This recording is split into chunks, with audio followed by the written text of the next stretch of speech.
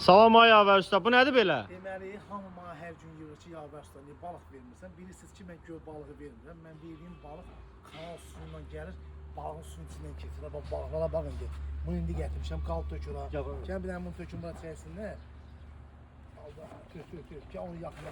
Oradan çəksin. Ay maşallah. Tür.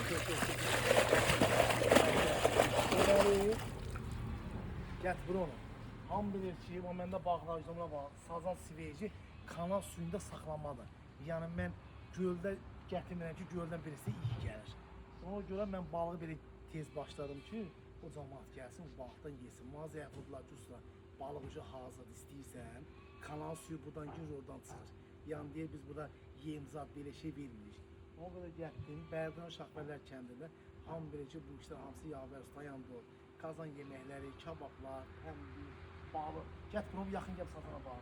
Yaxından gəl ona bax. Bax görürsən bax, yəni yağ deyil də, sazana bax. O beli qara bilirsiniz də yaxşı yemək bağın altı sarı olur, beli qara olur. Qartın həmişə zirvədə olur, bilirsiniz. Çox sağ olun. Sağ olasın.